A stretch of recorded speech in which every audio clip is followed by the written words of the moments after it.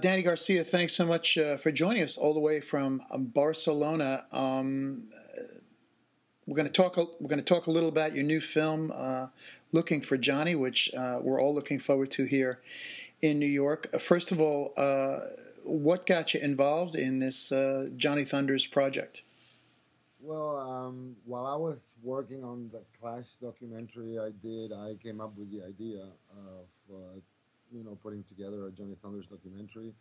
I used to be a huge Johnny Thunders fan in the '80s, and as well as I was a huge Clash fan growing up.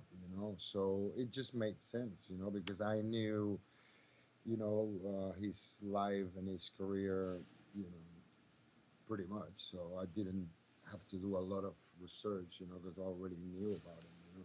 So it's just a very natural choice. Yeah, and the rise and fall of the Clash, a really well put together film. I have to say, when I first saw that in New York, it was a really amazing surprise because I'm one of those guys also that thinks they know everything about the Clash, and it was really well put together film, really great movie. So we're really It's like not everybody likes it, because of the topics that we spoke about in the film. Not everybody likes to hear the downside.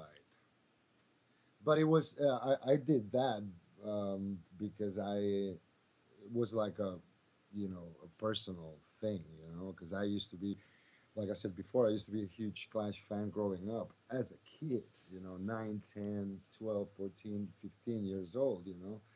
I was like huge fan.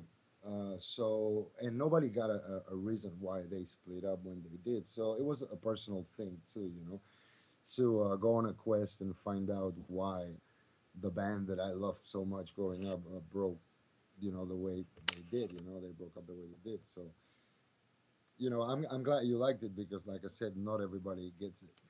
well. I think a lot of people don't like to see the undersides of their heroes, and you did show a lot of that in that film. Oh, I mean, I think the underside of Johnny Thunders is pretty well generally known and accepted. I don't think people would be completely shocked, but uh, do you have? I'm sure you show some the same kind of angles you showed in the Clash film with Johnny. Could you tell us a little about what you discovered that you didn't know, Mm, without giving away too much? really, I knew most of the things we talk about in the film already, because, like I said, I mean, in the '80s, I was a huge Thunders fan, and I'm still a fan, and I sort of grew up with Nina Antonia's book in Cold Blood, so Mm-hmm. I had all that information already. And the way I approached this documentary, I mean, it has nothing to do with the Crash documentary. This is more a documentary about his life. I mean, we started in 1952 when he was born. So basically, it's like a documentary about his whole life and career. You know, it's different. It's totally different from the Clash documentary. Okay.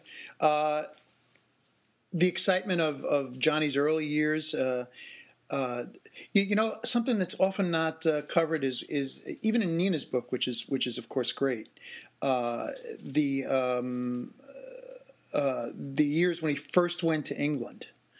Uh, I mean, he came back from being in England almost. The first trips to England, first Yeah, trip, he came back to essentially be Johnny Thunders, really. yeah. After he came back from those trips. Do you have any, what kind of formative stuff happened with him when he was in England? Well, I mean, what I have is the information that he gave BP Fallon. I mean, that he told everybody basically that he had a press pass and that he hustled his way into all these shows and he saw T Rex. I think he probably took LSD for the first time or something. I'm not sure, but what I know is that Gail Higgins, who used to live with Johnny, and the girlfriend Janice, Mm-hmm. Gail's cousin. Uh, she mentions that when they moved to New York, he didn't take drugs or anything. He was really shy guy, blah blah blah. And then they go to London, and when he comes back, he puts together, um, the band that's known as Actress with Rick Rivets and Billy Murcia, right? And Arthur Kane, of course. Hmm. And she mentions then that they were tripping, in San Gennaro Fest, and that's when they met Arthur, actually, So I think something happened in London that I think he experienced something, and when he came back to New York, he was, yeah, indeed, he was. It was Johnny Thunders, because he was really determined to get in a band and start playing for real, taking it seriously. Yeah, I think he really came back with rock and roll more in his blood than when he left, and realized he could do it too. Yeah, I think so. Yeah, and his whole look and everything else. I think between being a Stones obsessed kid, and which I was as well.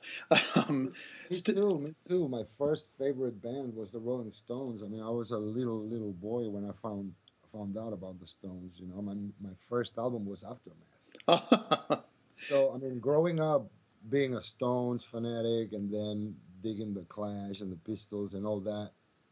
I mean, it's Thunder's music is sort of familiar, and when I spoke to John Perry from the Only Ones about him, and he said, well, you could tell that he had listened to a lot of Brian Jones, Rolling Stones era, that, in his songwriting, you could tell that he had listened to a lot of Brian Jones era Rolling Stones, and I totally agree with that.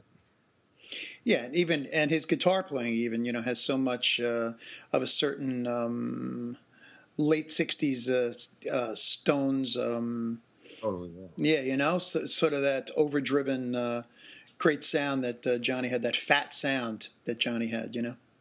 Yeah, and also the acoustic stuff too, I'm thinking about. Oh yeah, sure, sure. Yeah, it could be something from Let It Bleed, right? Yeah, and also the fact that he worked with Jimmy Miller, Mm-hmm. and if you listen to something like "I Only Wrote This Song for You," I mean, when that piano comes in, it sounds really like something out of Sticky Fingers or something like that. Yeah, absolutely.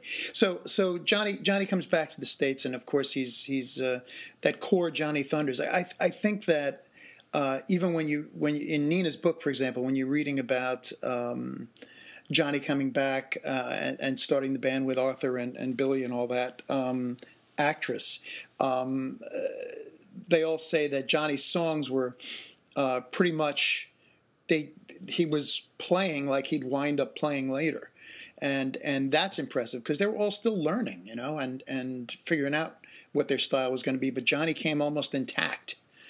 Right. Yeah, I mean, I think Johnny pretty much figured out what he wanted to play and how he wanted to sound, and he just went for it. I mean, at some point, I guess in like '75, when he quits the Dolls and stuff, and I mean that's pretty much his standard sound, really. I mean, it's pretty much the same. I mean, from day one, really. But yeah, I mean, I totally agree. I totally agree with that. Yeah, and I think the Dolls' career is certainly full of. Whereas there was a lot of excitement and a lot of glam and flash, especially here in New York and also in London, but kind of very disappointing. I think for all the members in the band at some juncture where they couldn't break wider. Well, you're talking about Actress. Well, I'm talking about Actress in the beginning and even the early Dolls. There was a lot of Well, I mean, excitement. Johnny had singing and playing at the same time. He wasn't really comfortable. I mean, he says that when Richard quits the Heartbreakers later on, that he had to work really hard to get it together. To play guitar and sing at the same time and doing it right. So I guess in 1971 when they're starting with Actress, it says that it was really hard for him, to play and sing at the same time. And I mean, you can tell from those recordings, he's sort of struggling. I mean, I love those recordings, You know, it sounds so pure and innocent, and at the same time so edgy and you know he's got a whole thing going. You know, you could tell that Johnny from day one he's got a whole universe inside of him. You know, and he's got a drama going on. It's you know the theme of being alone is it's all over Johnny's career. You know, Johnny's music and his lyrics. You know, so that's Johnny Thunders from day one. You're totally right about that. You know, but I understand why actress couldn't you know become something bigger because they needed a singer and eventually they would need you know Sylvain to join and Jerry to make the dolls what the dolls would be, you know. Yeah, and really interestingly, both of them, both Sylvain and Johnny, spent a lot of time in well, not a lot, but time in London Yeah. before everything kicked up. So the British scene just Well, a it's big very influence. inspirational. It was very inspirational, you know. These guys were into, you know, the Stones, the Who, the Kings, you know, all of the cool stuff that was coming out of the UK, you know. So it's very understandable. And then later on, T-Rex and so on. So it's very understandable that they would go there to look for inspiration, buy clothes, and you know, Yeah, do different stuff. and I think with both actress and the dolls, fashion was really just as almost, if not more important at different times than the music, and that was always a very interesting Well, angle, you know.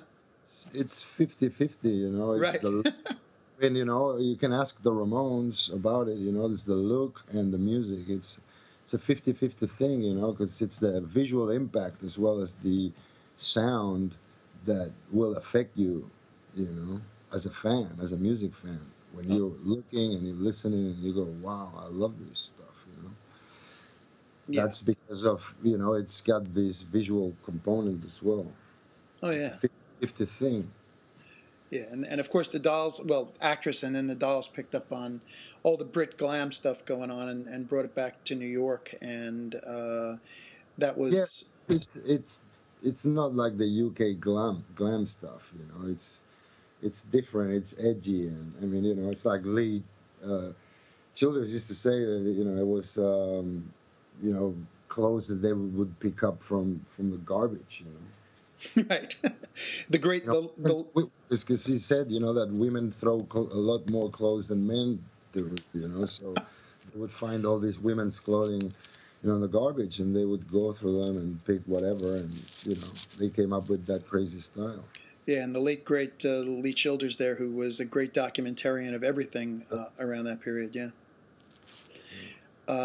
So yeah, so they the boys form the dolls. They bring everybody into play. They bring in David and all that. And I think the initial songwriting faction was really David and Johnny, right? Yeah, although Sylvain always came up with great stuff too. So, but yeah, I mean, originally, you know, because it was a bit of a Rolling Stones thing, you know, they would be, you know, Jagger Richards, you know, I suppose Thunders and Johnson. I guess that would be a bit of a, you know, the idea originally, but you know, it just wasn't gonna be like that. No, that's exactly right, and that's another interesting dynamic that was happening in the band itself. Is that as drugs took their holds of different persons and different things were happening, the songwriting allegiances and the niches kind of altered a bit, right? Totally. I mean, you know, once Billy dies and Jerry joins the band, you know, it's like Jerry and Johnny.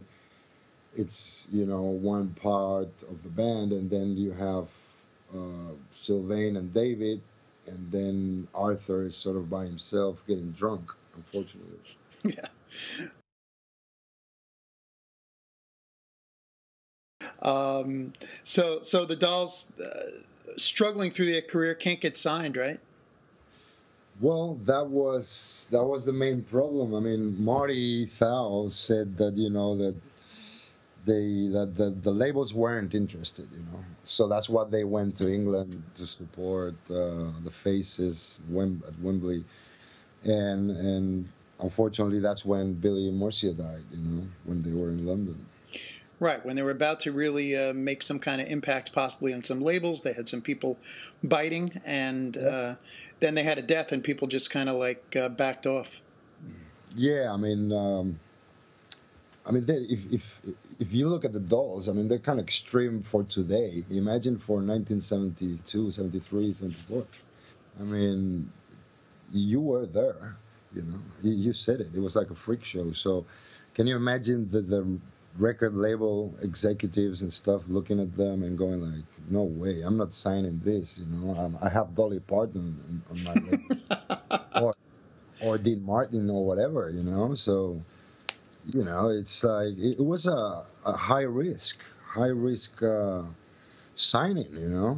And kudos to Mercury for having the what it takes to sign those guys, and change music forever, because that's what they did. That's the importance of the Dolls and of Johnny Thunders. These guys changed music forever, thanks to the influence they had on a few kids, and not many people know about it. Well, right, and of course at those early doll shows in like on the Anarchy, before that, before the Anarchy tour, but those early doll shows in London and in the UK, so many people were there that wound up being so core to the Brit scene, including the Clash, members of the Clash, including members of all kinds of Brit punk bands. Steve Jones loved the Faces, but when he saw the Dolls, he really saw that there was something new going on, and there was another way of playing guitar and whatnot that he could explore too.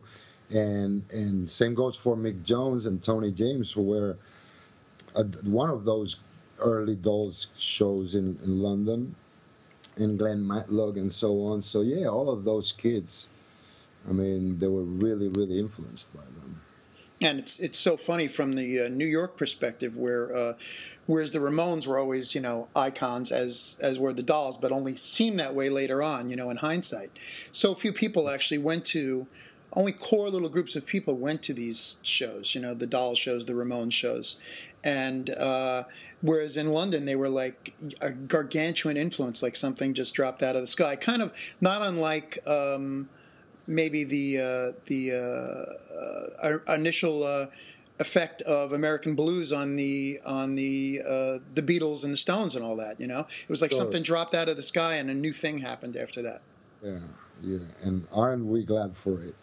Oh yeah, absolutely. So the Johnny solo career, just Johnny leaves the Dolls, just to out of. Well, that's a very, very interesting part of the Dolls story, and it's actually my favorite part now, the red patent leather part of the story. That's when Malcolm comes in and they finally break up in Florida, dressed in red vinyl, and it's all so surreal. It's beautiful. I mean, they break up in Tampa while staying at Jerry Nolan's house, mother's house, and basically they just couldn't hang anymore with each other. I mean, they say that Johnny and Jerry already had developed a habit, and they had a connection for heroin that got busted, and once that happened, they were desperate to go back home and score. So that's one of the reasons they say that they mentioned that that's why they broke up. But the truth is, Sylvain says it in the movie that one night they were having dinner and David Johansen just had it and exploded and said, "Look, that's it. All of you, you're replaceable. All of you are replaceable." So obviously, the people in the band were shocked. So, Yeah. but yeah, I mean, it's very, very interesting period of the band. When they were trying to reinvent themselves with this red patent leather thing. And yeah, I mean, Jerry and Johnny split and head back to New York, where they start the Heartbreakers, and a new era begins. absolutely. And Malcolm's involvement itself in the end of the Dolls' career there is just an amazing thing because Well, it's another part of the chain. You know, he goes to New York, experiences everything with the Dolls, and then what's going on in CBGB and all this new music. You know, so he gets the vibe and goes to London with it, and you know, out come the Sex Pistols. yeah, really interesting whole history there, how everything is intertwined. Really amazing. I know it's And beautiful. It's beautiful to listen to people talk about that era and how it all happened. You know. yeah, so then Johnny does the Heartbreakers, and once again another as was always claimed in some Dolls, the two Dolls records, some mixing snafus and not nobody happy with the pressing and the mixing and all these things, and but the Heartbreakers, what a band! Yeah, yeah, totally. I mean, that's my favorite, one of my favorite bands ever. You know, and L.A.M.F is one of my favorite albums ever. It's just a perfect record, despite of the production. You know, I mean, any of the mixes out there that are available for L.A.M.F, you just grab any of them, and they're all great. You know, I mean, it's just a perfect album. It's a shame the band didn't last too long, and yeah, they always had these problems in the studio and mixing. And I mean, I think the problem with LAMF was more to do with the transfer of the tape or something. Something happened there, you know, and some frequencies were lost or something. I'm not sure, but you know, it's just one of those albums, like Raw Power, you know, that you don't really want it clean and perfect. You know, you want that sort of muddy, crazy ball of energy that's dark and it's dangerous and it stinks, you know. And but you still love it, you know, because that's. I mean, you know, you don't want a Raw Power remix, you know. You know, I think it's a beautiful album. I think it is great. It's one of the best. Yeah, and I agree. It's a phenomenal record, and the strength of the songs alone, No, and again, people don't know the importance of the Heartbreakers when it comes to popular culture because they changed the game for the Pistols. They showed the way. But as always, the pioneers don't get the recognition. It's the people that go behind the pioneers who open the path, that's right. you know, in the jungle that get the recognition. The pioneers hardly get it. So, you know, hopefully with this movie, we'll do some sort of justice and more and more people will know where the sound of what would become punk rock guitar comes from and so on. Obviously, you know, you got to mention the Stooges too and MC5 and whatever, but the actual sound of punk rock, which is the sound that Steve Jones came up with, that's Johnny's sound. And people should know about it. Yeah, that's true. So, not to go through so much Johnny's personal history because we'll all learn that in the movie. But how long did it take you to put the film together, Danny? Well, I came up with the idea in 2010. I started shooting 2 years ago, so almost 2 years since I started shooting, because the first interviews were shot in New York. It was July 15th, I believe, Johnny's birthday, because there was a party going on at the Bowery Electric that night. And I interviewed Lee Childers, Luigi Scotia, Jill Wizoff, Marsha Resnick, and Alison Gordy. And those were the first interviews I did. And they were so interesting, and there was so much love for Johnny in those interviews. And, you know, the story was so interesting. So I was like, wow, I just got to keep going with this, despite of not having the money for it or anything. You know, I'm a struggling filmmaker, you know. So it was crazy, but you know, my instincts kept telling me, you know, to shut the f up and keep going and keep spending my money on shooting interviews. So I did. And then later on, you know, thanks to the help of people like Phyllis Stein, who did a heavy campaigning on Facebook, we managed to raise a bit of money through Indiegogo, and we put the all the interviews together, and the first stages. We covered the first stages of making the documentary with that money that we raised. So I'm eternally grateful to all the fans who helped us and supported us, and who still continue to do so. I mean, it was pretty magic, because when you start something like this and you go, "Wow, how am I going to do this?" And then little by little, you see that people are collaborating and people are interested, and I'm really, really surprised, because I thought it would be less people interested in this documentary than in the one I did about the Clash, but it's the opposite. There's more people interested in this Thunders documentary than in the Rise and Fall of the Clash, so I'm really, really happy with it. And I'm really happy for Johnny, especially because he deserves the credit, and people, they need to know, Johnny is the man. Yeah. They need to know. Yeah, and that's the beauty of the crowdsourcing thing these days. Crowdfunding is just like amazing, Yeah. and you can really connect with people everywhere who are interested in the subject. It's just a great way to do it. People have to be, of course, convinced of the quality of the thing, and obviously with this film, they've been.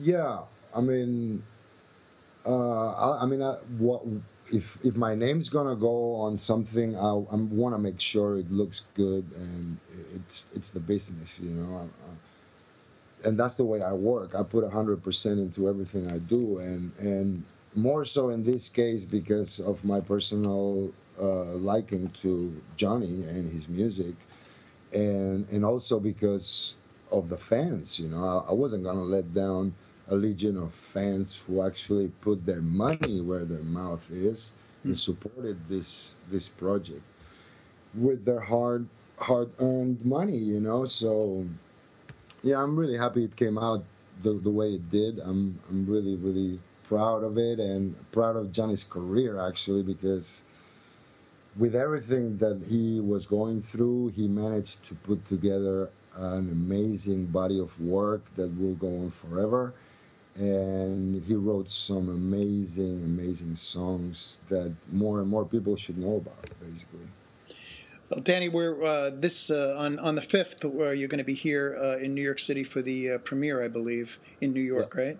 And we're all very excited to see that, and I'll be there as well. And just thank you for carrying the torch there for Johnny, who's unfortunately, very often pegged as the prototypical junkie, and they never really look at his songwriting career and the great, great work he did. And you're doing that here too, and that is just spectacular, and we thank you. Hey, thank you for having me, and thanks to everybody. And the way I look at it is, I treat Johnny as I would treat John Coltrane or Hank Williams or any other artist who at one time could have, Charlie Parker, etc., could have had a problem with substance abuse. I mean, these people are people too, and they're great artists, and they don't deserve to be put down, because Johnny was really, really put down in his time by the press. So I'm really happy that now he gets the credit he truly deserves. Danny Garcia, thank you so much for joining us on Finn's Revolution on WUSB Stony Brook, and we shall see you at the premiere, my friend.